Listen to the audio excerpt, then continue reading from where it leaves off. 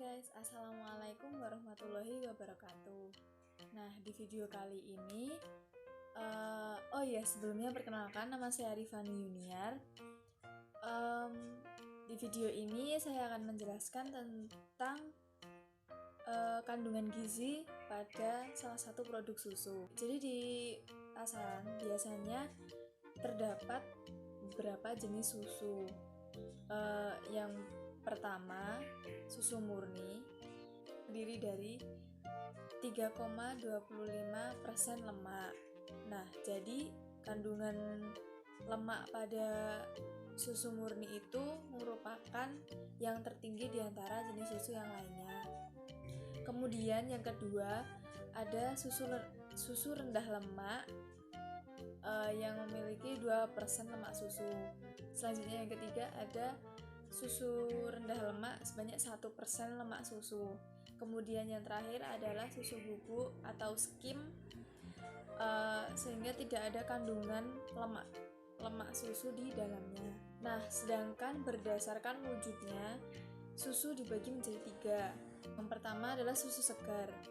Susu segar itu 87,5%-nya adalah air, kemudian 12,5%-nya itu terdiri dari protein, lemak, vitamin, laktosa. Kemudian yang kedua ada susu kental manis.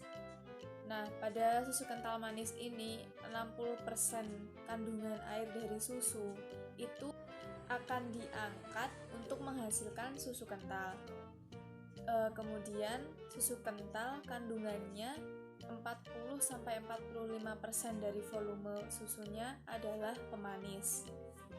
Nah, setiap 1 sendok makan susu kental manis itu mengandung 62 kalori, 2 gram lemak, dan 10 gram karbohidrat berupa gula. Kemudian yang ketiga adalah susu bubuk atau susu skim.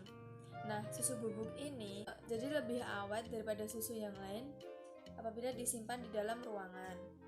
Nah, kemudian beberapa produk susu bubuk itu dapat diperkaya dengan vitamin, mineral, dan zat tambahan yang lainnya. Selain sebagai sumber protein, susu juga merupakan sumber lemak dan vitamin juga mineral yang lain seperti kalsium, vitamin B, dan vitamin A. Di sini saya akan mengulas tentang produk susu, yaitu susu bubuk. Jadi susu bubuk atau skim ini tentunya memiliki kekurangan. Kita membahas kelebihannya dahulu. Kelebihannya antara lain tentunya dalam penyimpanannya itu lebih lama dan lebih awet dan lebih fleksibel apabila ingin dibawa kemana-mana. Kemudian kelemahannya, susu bubuk itu, biasanya susu bubuk yang beredar di Indonesia ini sudah dihilangkan kadar lemak susunya. Untuk menutupi hal tersebut, produsen menambahkan lemak dari minyak nabati, ya seperti minyak sawit atau yang lainnya yang berasal dari nabati, sehingga susu bubuk yang kita konsumsi itu lemaknya bukan berasal dari lemak hewani, melainkan berasal dari lemak nabati. Sebenarnya pada saat pengolahan itu vitamin yang ada itu sudah rusak. Proses pembuatan susu bubuk ini terjadi proses fortifikasi atau penambahan vitamin dan mineral. Susu Denkau ini komposisinya terdiri dari padatan susu,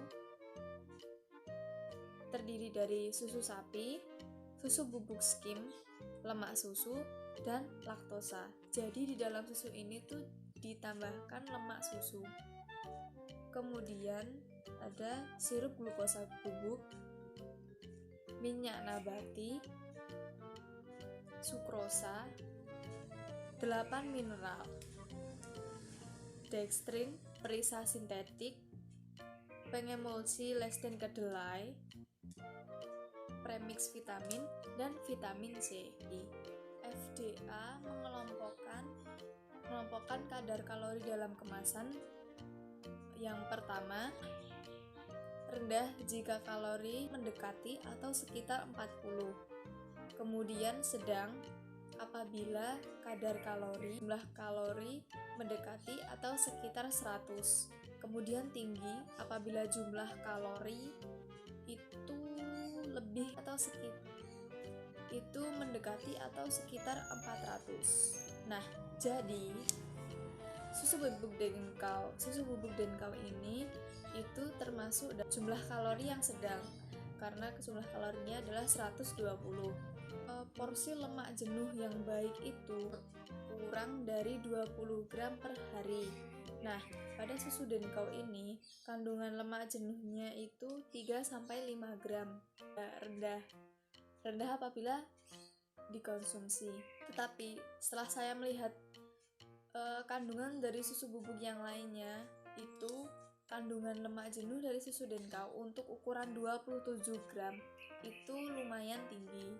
Kemudian beberapa nutrisi seperti vitamin, mineral, dan protein yang dibutuhkan oleh tubuh itu sekitar 20% AKG. Nah, di susu dengkau ini banyak sekali kandungan vitamin. Nah,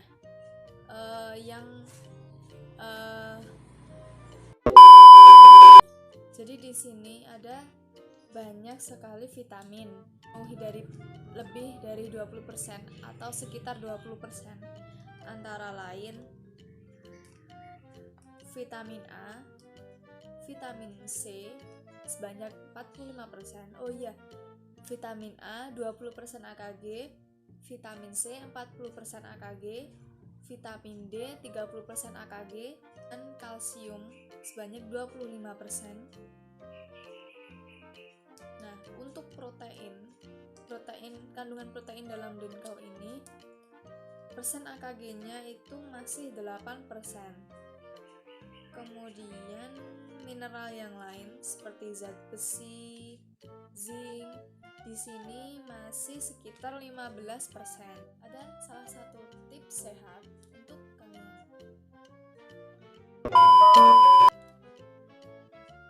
Jadi ini ada bahannya. Ada jahe, ini 1 ons tapi yang dipakai nanti cuma seruas aja. Ada gelas, sendok, air untuk merebus nanti, dan madu. Kalau kalian mau pakai gula juga boleh. Setelah itu ada susu dengkau, cuci dan udah digoreng gulanya sedikit. Nah, setelah ini kita rebus jahe dengan 2 gelas air. Setelah dicuci dan dikupas kulitnya sedikit, kita rebus sampai airnya menyusut. Jangan lupa jahenya dikeprek ya.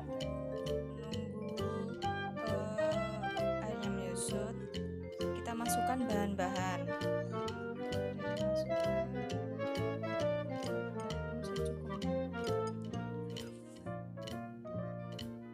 Sesuai selera.